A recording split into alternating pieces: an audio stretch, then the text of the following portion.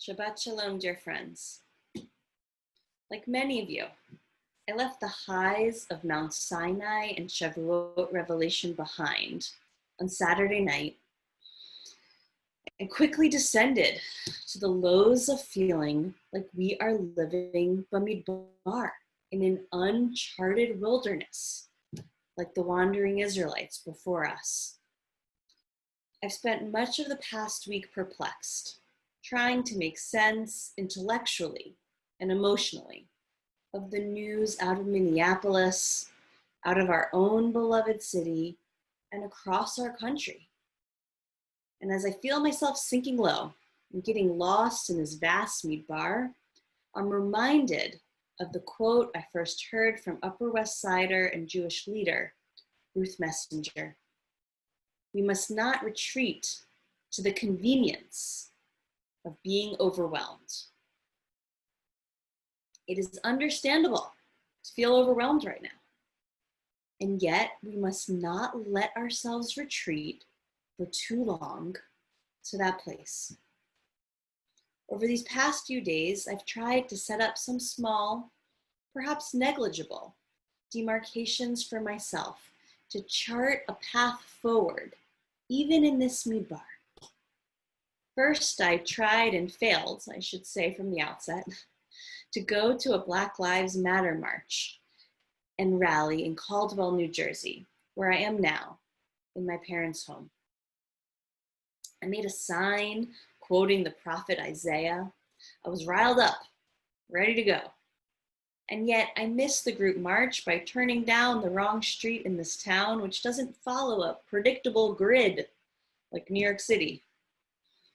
When I finally found the rally at the end of the march, I watched the group from across the main street with my poster in hand, afraid to get too close to the crowd, after months of actively avoiding large groups of people. My participation in this march and rally was on one hand an utter failure. I was outside the action, not in it. And yet, it was the first time I have ever at least tried to show up for this cause. A baby step forward in the midbar. Some other benchmarks. I tried to explain to my 7-year-old what's happening in our world. I bought her a new book with a Black girl as the main character when I realized that we have very few on our bookshelves. I'm trying to learn how to talk to my kids about race. I signed up for an anti-racist daily email list to educate myself in new ways. I gave tzedakah to Brian Stevenson's Equal Justice Initiative for the first time. When I look at these benchmarks, they seem paltry, but I hope that they are first steps towards not retreating to the convenience of being overwhelmed and remain wandering aimlessly in the midbar's wilderness. Finally, I looked at this week's Torah portion at Naso to see what I could teach during this moment of unrest. I could remind you now that Naso, the name of our parsha, means not only to count, but also to lift up the head. And we must lift up our heads and look each other in the eye and count all people. And that would be an uplifting message from our parsha.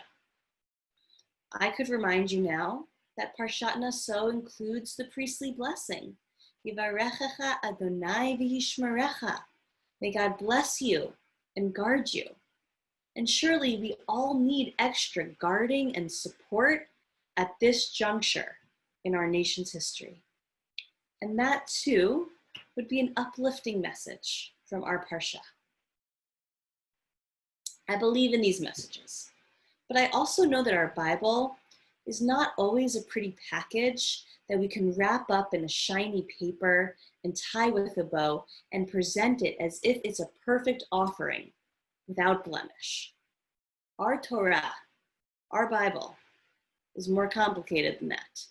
It's not all we are made b'tselem Elohim, in the image of God, and v'ahavta l'reacha kamocha, that you should love your neighbor like yourself. our Torah also has sections that make me cringe, sections that are embarrassing, to know that they're a part of my textual heritage as someone who takes the Torah seriously. But we cannot retreat to the convenience of just reading and highlighting the parts of the Torah that we're proud of and that we want to live by. So, what struck me the most when I reviewed parshat Naso this week were not the uplifting messages that I know and love. What struck me this week was the cringeworthy description of the SOTA. The SOTA is an unnamed woman who was accused of adultery by her husband. She has to go through a trial by ordeal with the priest.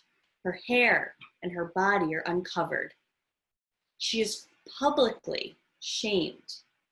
She is forced to admit to a crime that she may not have committed, and she is made to drink bitter waters, which can kill her. We have to reckon with the existence of the SOTA and her treatment, whether it was a theoretical case or if it ever actually happened in our Torah and in Jewish history. What we learned about the SOTA, however, is that over time, through the periods of the Mishnah and the Gemara, the rabbis of the Talmud worked hard to dismantle and reverse what they saw as cruel and wrong in their Torah. They were willing to reverse the perverse in order to preserve our sacred text, albeit with new transformed meaning, but without blotting out the words of Torah. The example of the SOTA reminds us that we have always had to grapple with parts of our history, of our inheritance, both personally and communally, that may be challenging to us. And we, like our biblical ancestors in parshat Naso, are living in a midbar, in an overwhelming wilderness without enough clear guideposts, roadmaps, and direction signs. But we do know where we've been and where we want to end up. We have a view of a promised land. We have to make course corrections through the present bitterness and tragedies to a better future.